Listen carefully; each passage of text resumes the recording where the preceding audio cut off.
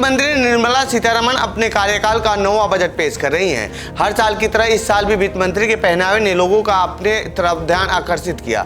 उनकी साड़ियों में भारत की संस्कृति की छाप होती है।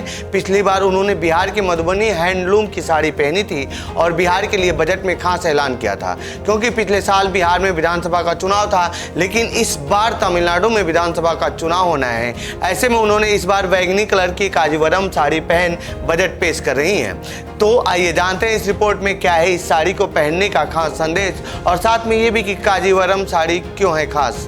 नमस्कार, मेरा नाम है प्रमोद और आप देख रहे हैं जनसत्ता।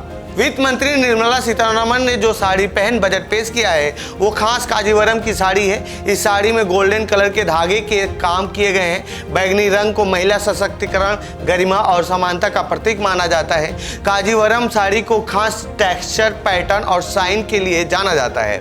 दक्षिण भारत में इन साड़ियों को मुख्य रूप से बनाया जाता है, जिसे दुनिया भर में पसंद भी किया जाता है। वित्त मंत्री ने तमिलनाडु की प्रसिद्ध कांजीवरम साड़ी पहनी है। साड़ी में गोल्डन और बैंगनी कलर का बॉर्डर है जो उन्हें रॉयल लुक दे रहा है।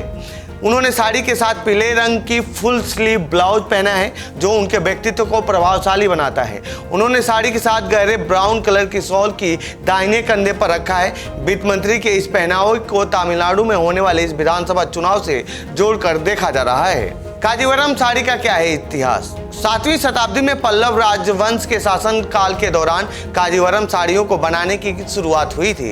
इन साड़ियों को प्रिंट लूम तकनीकी से हथकरघे पर बुना जाता है, जिसमें पैटर्न बनाने के लिए पैडल और पुल्ली का यूज किया जाता है। साड़ी की गुणवत्ता को बढ़ाने के लिए असली रेशम से बुना जाता है। इन साड़ियों की डिमांड पूरी दुनिया भर में है, क्योंकि ये आरामदायक और रॉयल लुक वाली होती हैं। पिछले बजट में पहनी थी मधुबनी की साड़ी। गौरतलब है कि साल 2025 के बजट में निर्मला सीतारमण ने मधुबनी पेंटिंग वाली साड़ी पहनी थी। वह साड़ी उन्हें पद्म पुरस्कार विजेता दुलारी देवी ने गिफ्ट की थी। साड़ी पर मछली की डिजाइन बना हुआ था, जिसे सुख और समृद्धि का प्रतीक माना जाता है, और बिहार में इस साड़ी का खास स्थान है, जो कि वहाँ के लोगों को इमोशनली जोड़ता है। बजट भाषण में तो वित्त मंत्री निर्मला सीतारमण ने 11 बार बिहार शब्द का यूज किया था। 2025 में 8 बार, 2024 में जब वित्त मंत्री ने एक्सप्रेसवे, पुल और पावर प्लांट पर फोकस किया था। 2025 में मखाना बोर्ड नए हवाई अड्डों पर हुए ऐलान खास आकर्षण थे।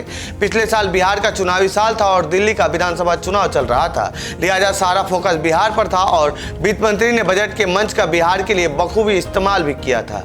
इतने ऐलान कर दिए थे कि मुख्यमंत्री नीतीश कुमार बजट का भाषण सुनकर गदगद हो गए थे। कांजीवरम साड़ी पहन साउथ के लिए बड़े ऐलान। वित्त मंत्री की साड़ी को देख ही लोगों ने अंदाजा लगाना शुरू कर दिया था कि साउथ के लिए इस बजट में कुछ खास होने वाला है, और हुआ भी वही।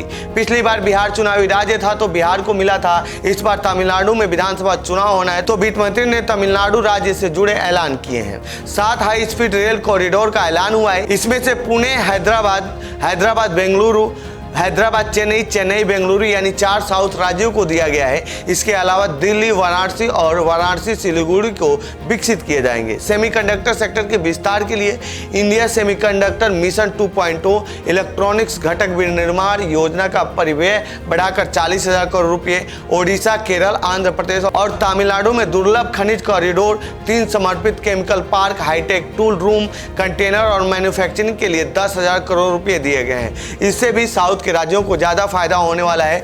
टेक्सटाइल सेक्टर के लिए राष्ट्रीय फाइबर योजना समेत कई प्रस्ताव और भी रखे गए हैं। तो ये थी बजट से जुड़ी हमारी रिपोर्ट। आपको कैसी लगी है रिपोर्ट कमेंट बॉक्स में बताएं। साथ ही इस पूरे मामले पर आप क्या कहना चाहते हैं कमेंट बॉक्स में लिखें। बाकी देश दुनिया की खबरों के लिए बने रहिए जनसत्ता के साथ। धन्यवाद।